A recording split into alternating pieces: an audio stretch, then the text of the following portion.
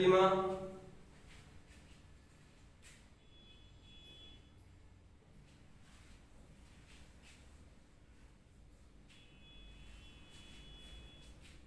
R માં તમામ સમમેય અને અસમમેય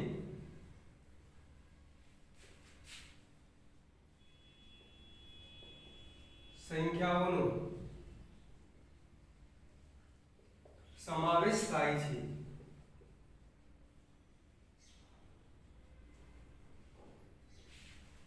વાસ્તવિક સંખ્યા એટલે કે આ માં તમામ સમમેય અને અસમમેય સંખ્યાઓનો સમાવેશ થાય છે.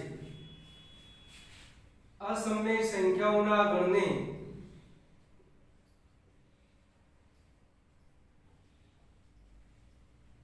અસમમેય સંખ્યાઓના ગણને કેપિટલ I વડે દર્શાવાય છે. ખાસ યાદ રાખજો કે અસમમેય સંખ્યાઓના ગણને કેપિટલ I વડે દર્શાવાય છે. Q અને I અલગ ગણો છે. Q ગણ અને I ગણ એ બંને કેવા ગણ છે? અલગ ગણ છે. એટલે Q છેદ I બરાબર Q ગણ અને I ગણનો છેદ ગણ ખાલી ગણ થાય અને Q અને I નો યોગ ગણ એ વાસ્તવિક સંખ્યા ગણ એટલે કે R થાય. તો એના પછી અસમમેય સંખ્યાઓના ઉદાહરણો. અસમમેય સંખ્યાઓ કઈ કઈ એવી સંખ્યાઓ છે કે જે અસમમેય છે? તો ટૂંકમાં કહીએ કે જેનું વર્ગમૂળ ના નીકળતું હોય, એટલે કે વર્ગમૂળમાં 2, વર્ગમૂળમાં 3, વર્ગમૂળમાં 5, વર્ગમૂળમાં 7, વર્ગમૂળમાં 8 વગેરે. આ જે બધી સંખ્યાઓ છે એને અસમમેય સંખ્યાઓ તરીકે ઓળખાય છે. પછી બીજી કઈ છે? ઘણી બધી અસમમેય સંખ્યાઓ છે. ઘનમૂળમાં 2, ઘનમૂળમાં 3, ઘનમૂળમાં 4 ડેશ ડેશ વગેરે. આ બધી અસમમેય સંખ્યાઓ છે. એના પછી અનંત અને અનાભૂત સંખ્યાઓ પણ અસમમેય કહેવાય છે. અનંત અને અનાભૂત સંખ્યાઓ જેવી કે એમ લખું છું 0.35 0 35 00 35 000 આમ ચાલ્યા જ કરશે. આ પણ એક અનંત અનાભૂત અસમમેય સંખ્યા કહેવાય. 0.6 0 6 00 6 000 ડેશ ડેશ આ પણ અનંત અનાભૂત અસમમેય સંખ્યા છે. જો અહીંયા 0.35 પછી 1 0, 35 પછી 2 0, 35 પછી 3 0 અને પછીની સંખ્યા કઈ આવશે? 35 પછી 4 0, 35 પછી 5 0 આમ અનંત સુધી. એ અનંત તો છે પણ કેવી છે? પછી અનાવૃત છે. આ ટાઈપની જે સંખ્યાઓ આવતી હોય એને કહેવાય અનંત તો ખરી પણ અનાવૃત કહેવાશે. પોઈન્ટ પછી 6 પછી 1 0, 6 પછી 2 0, 6 પછી 3 0 ડેશ ડેશ અનંત સુધી. તો આ પ્રકારની જે સંખ્યાઓ છે એ અનંત અનાવૃત અસમમેય સંખ્યાઓ છે. એના પછી આગળ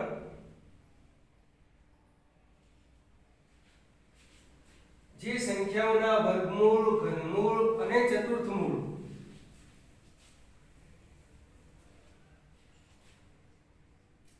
જે સંખ્યાઓના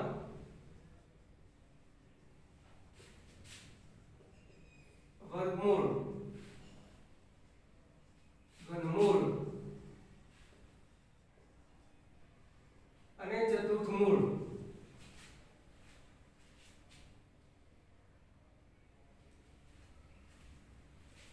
ને P/Q સ્વરૂપે P/Q સ્વરૂપે એટલે કે જ્યાં belongs to z, q belongs to n દર્શાવી શકાય તેવી બધી જ સંખ્યાઓ સમમેય સંખ્યાઓ થાય।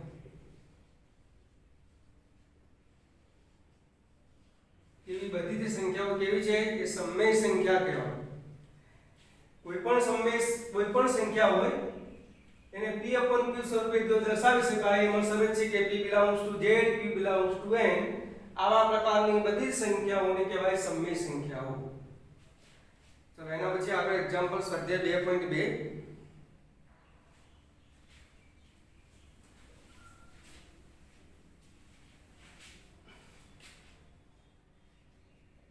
સ્વાધ્યાય 2.2 વિધાન સત્ય છે કે અસત્ય તે જણાવો।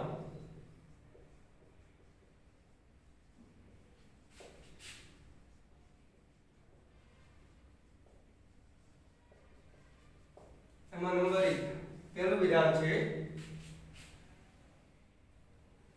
દરેક સમય સંખ્યા એ વાસ્તવિક સંખ્યા છે।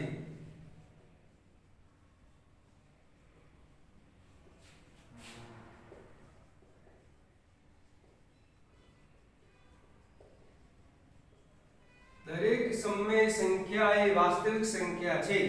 હવે સમય સંખ્યા કોને કહેવાય કે જે સંખ્યાને p/q સ્વરૂપે દર્શાવી શકાય જ્યાં p belongs to z, q belongs to n આવા પ્રકારની બધી સમય સંખ્યાઓ એ વાસ્તવિક સંખ્યા કહેવાય। જો કહેવાતી હોય તો વિધાન સાચું, જો ના કહેવાતી હોય તો વિધાન કેવું છે ખોટું। વિચારો તો આન્સર શું આવશે? આપેલ વિધાન સત્ય છે, સાચું છે, કારણ કે p/q એટલે કે સમય સંખ્યા એ હંમેશા કેવી જાય? વાસ્તવિક સંખ્યા કહેવાશે। વાસ્તવિક સંખ્યાઓનો ગણ એટલે કયો? r માં સમય પણ આવી જાય અને અસમય પણ આવી જાય, કારણ કે દરેક સમય અને અસમય સંખ્યા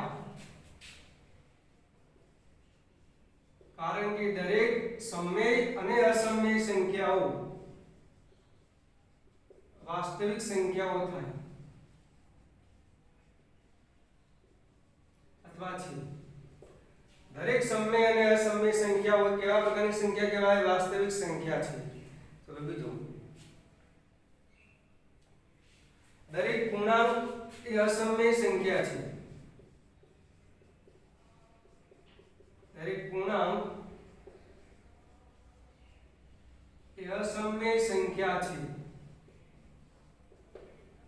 સાચું કે ખોટું? વિચારો। દરેક પૂર્ણાંક એ અસમય સંખ્યા છે। પૂર્ણાંક એ પછી ધન પણ હોઈ શકે અને ઋણ પણ હોઈ શકે। પૂર્ણાંક શબ્દ કીધો છે તો દાખલા તરીકે હું અહીંયા 3 લઉં, ત્રણેય પૂર્ણાંક કેવા છે? એ અસમય સંખ્યા છે, એ વિચારવાનું છે। અસમય સંખ્યા કોને કહેવાય? અસમય સંખ્યાઓ અત્યારે અલગ લખ્યું કે જેનું વર્ગમૂળ ના નીકળતું હોય, પછી ઘનમૂળ હોય બેનું, એ કોઈ પૂર્ણાંક કહેવાય। તો વિધાન સાચું છે કે ખોટું? તો અહીંયા આપેલું વિધાન અસત્ય છે, કારણ કે શું કારણ આપીશું?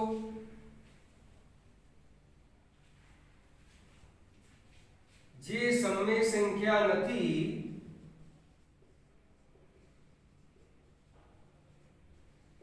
તેને અસમય સંખ્યા કહેવાય।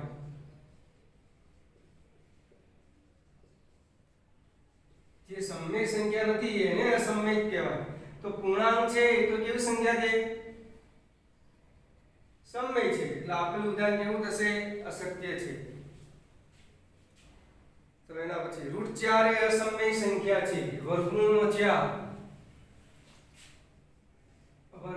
4 અસમય સંખ્યા છે।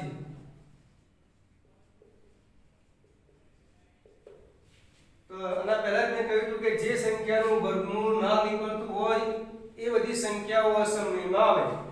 તો અહીંયા તો આપેલું વિધાન સાચું કે ખોટું? 4 નું વર્ગમૂળ તો નીકળે કેટલું? 2. અને 2 એ કેવા પ્રકારની સંખ્યા છે? સમય છે. અહીંયા તો અસમય આપેલું છે. આપેલું વિધાન અસત્ય છે, કારણ કે વર્ગમૂળમાં 4 બરાબર 4 નું વર્ગમૂળ કેટલું થાય? 2. 2 બરાબર શું લખાય? 2 ભાગ્યા 1, જ્યાં 2 belongs to z, 1 belongs to n. જે સમય સંખ્યા છે અથવા જે સમય સંખ્યા થાય. તો 4 નું વર્ગમૂળ એ કેવા પ્રકારની સંખ્યા છે? સમય છે. ચોથો નંબરનો છે જેનો વર્ગ -3 થાય તેવી એક વાસ્તવિક સંખ્યા છે. જેનો વર્ગ -3 થાય તેવી એક વાસ્તવિક સંખ્યા છે.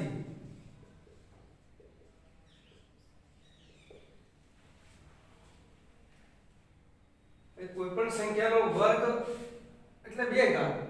એનો જવાબ ગુણ આવે એ વિચારવાનું છે. -2 નો વર્ગ કેટલો થાય? તો 4 થાય. તો અહીંયા ઋણ સંખ્યાનો વર્ગ હંમેશા જવાબ 4 એટલે ધન જ આવશે. કોઈ પણ સંખ્યાનો વર્ગ લો એ પછી ઋણ હોય કે ધન હોય, એનો જવાબ પોઝિટિવ જ આવે. તો અહીંયા શું કીધું છે કે કોઈ પણ એવી સંખ્યા છે એનો વર્ગ -3 થાય તેવી એક વાસ્તવિક સંખ્યા કીધું છે. આપેલું વિધાન કેવું આવશે? અસત્ય. આપેલું વિધાન અસત્ય છે, કારણ કે શું કારણ લખીશું? કારણ કે કોઈ પણ વાસ્તવિક સંખ્યાનો વર્ગ અનઋણ થાય. અનઋણ એટલે ઋણ નથી. અનઋણ નો અર્થ શું થાય? કે ઋણ નથી. તો કોઈ પણ વાસ્તવિક સંખ્યાનો વર્ગ લો એ કેવો થાય? અનઋણ થાય. હંમેશા ધન જ જવાબ આવે. અહીં આપણને માઈનસમાં આપેલો છે એટલે આપેલું વિધાન કેવું થશે? અસત્ય છે. તો એના પછી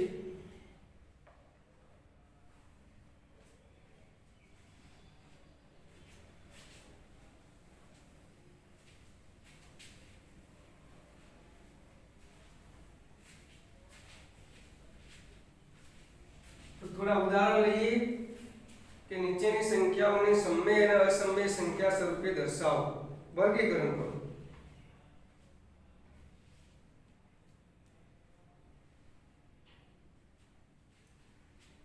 નીચેની સંખ્યાઓનું સમય અને અસમય સંખ્યામાં વર્ગીકરણ કરો.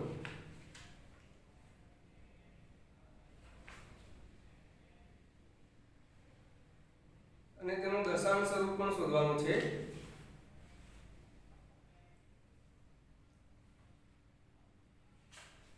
ચલો એમાં પહેલી નીચેની સંખ્યાઓનું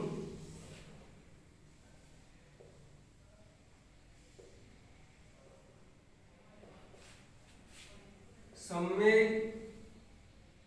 અને અસમય સંખ્યાઓમાં વર્ગીકરણ કરો.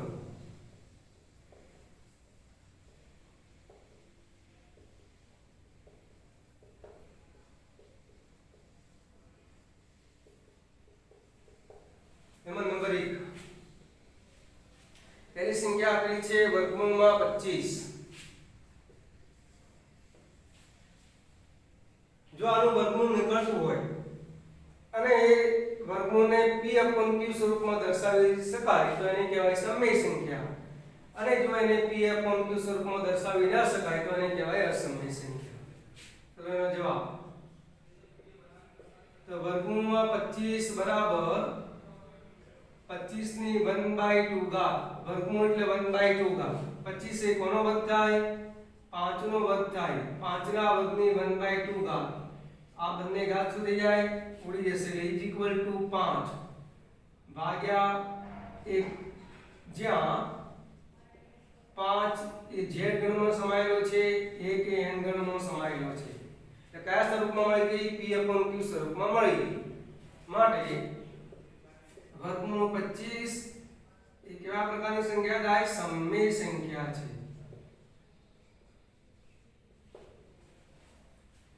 બીજું ઉદાહરણ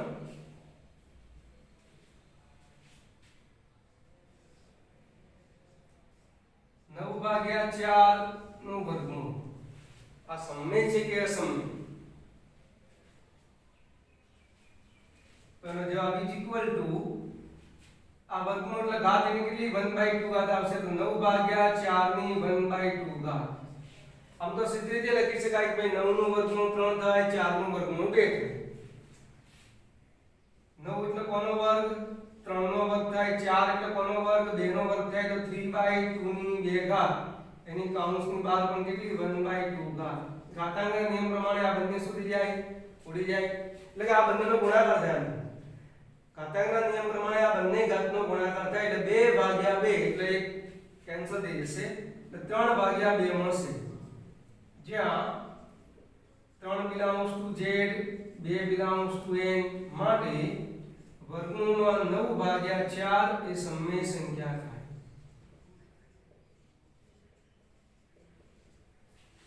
તો એના પછી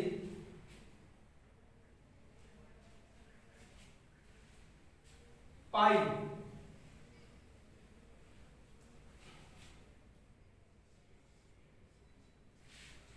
આને કહેવાય છે પાઈ. દાખલામાં તમે પાઈની કિંમત જાણો છો, 22/7 લેતા હતા. 22/7 એટલે 3.14 કરીને સંખ્યાઓ આપતી હતી. તો પાઈ કેવા પ્રકારની સંખ્યા છે? સમમેય કે અસમમેય? તો પાઈ એટલે કેટલા? 22/7. આનો ભાગાકાર કરો તો 7 તરી 21. અહીંયા 1 અહીંયા ભાગ નહીં ચાલે એટલે 0 ઉતારું એટલે અહીંયા પોઈન્ટ. 7 એકા 7, 10 માંથી 7 બાદ કરું એટલે 3, પછી અહીંયા 0 મૂકું. 7 ચોક 28 એટલે અહીંયા 2 એટલે અહીંયા 0 મૂકું. 7 દુ 14, 20 માંથી 14 બાદ થાય તો 6 એટલે અહીંયા 0 મૂકીશ. 7 દુ 56, 4 ફરીથી 0 મૂકીશ. તો પાઈની કિંમત થાય છે 3.14. 3.1428. અહીંયા કોઈ સંખ્યા સમાન મળતી નથી. એટલે આ પાઈ એ કેવા પ્રકારની સંખ્યા કહેવાય છે? પાઈ એટલે 22/7 એટલે કે 3.14. તો યાદ રાખજો, પાઈ એ અસમમેય સંખ્યા છે. પાઈ એ કેવા પ્રકારની સંખ્યા લેવાની છે? પાઈને અસમમેય સંખ્યા તરીકે લેવામાં આવે છે. તો એના પછી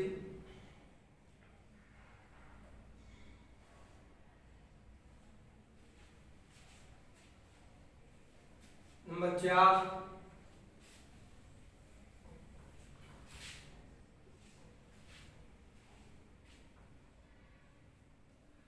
0.41 75 75 75.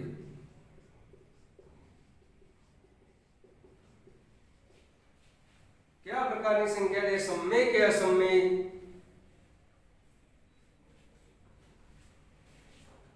तो याद रखो, जे संख्या अनंत आवृत दशांश अभिव्यक्ति वाली होय, તમે આગળ ભણ્યા જે સંખ્યા અનંત આવૃત દશાંશ અભિવ્યક્તિ વાળી હોય એ સમમેય થાય, અને જે સંખ્યા અનંત અનાવૃત દશાંશ અભિવ્યક્તિ વાળી હોય એ અસમમેય થાય. અનંત આવૃત એટલા માટે કે 41 પછી 75 75 75 75 જ જવાબ આવશે, એને કહેવાય અનંત આવૃત. અહીંયા શું લખીશું જવાબ સ્વરૂપે? આપેલ સંખ્યા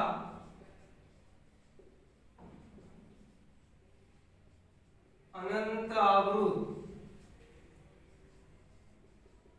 दशांश अभिव्यक्ति स्वरूपे छे, माटे जे संख्या अनंत आवृत दशांश अभिव्यक्ति स्वरूपे होय ए सममेय थाय. माटे 0.41 75 75 75 ए सममेय संख्या छे. याद राखજો खास દશાંશ અભિવ્યક્તિ વાળી સંખ્યાઓ એમાં સમય કઈ અસમય કઈ તો જે સંખ્યા અનંત આવૃત દશાંશ અભિવ્યક્તિ સ્વરૂપે હોય એ હંમેશા સમય થાય જે સંખ્યા અનંત અનાવૃત દશાંશ અભિવ્યક્તિ સ્વરૂપે હોય એ અસમય થાય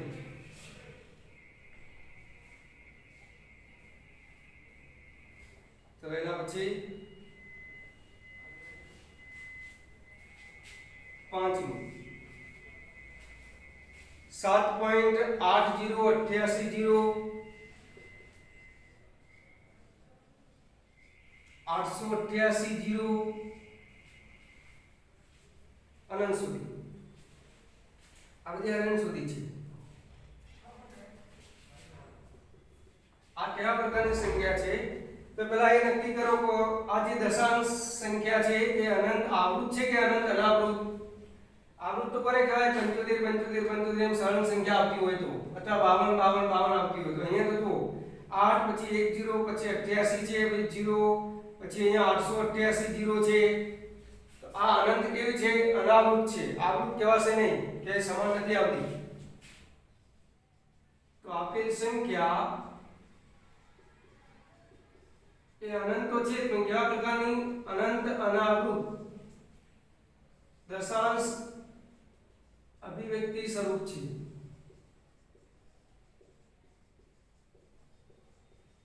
માટે 7.80880 888 એ અસમય સંખ્યા થાય આ કેવા પ્રકારની થાય અસમય સંખ્યા થાય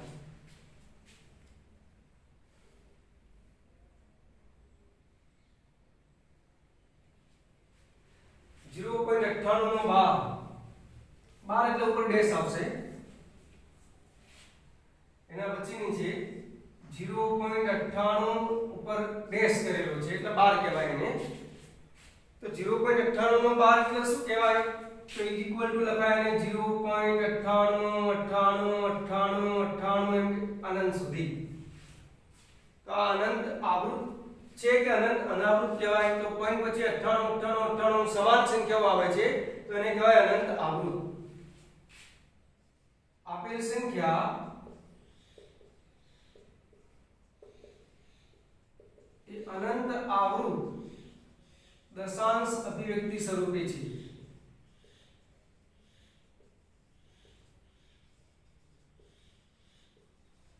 માટે 0.98 નો 12 એ સમય સંખ્યા છે અને 0.98 નો 12 એ કેવી કહેવાય સમય સંખ્યા છે ચલો એના પછી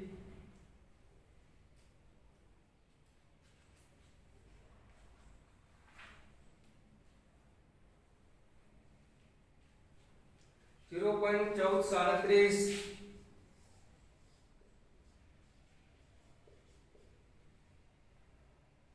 ફરીથી 1437 ડેશ ડેશ ડેશ આનો જવાબ તમે લખી શકશો ડાયરેક્ટ લખીએ તો 0.1437 નો 12 હવે 12 લખાશે કારણ કે પોઈન્ટ પછી ચાર આંકડા સમાન છે દરેકના તો 0.1437 નો 12 એ કેવી પ્રકારની સંખ્યા થાય સમય સંખ્યા છે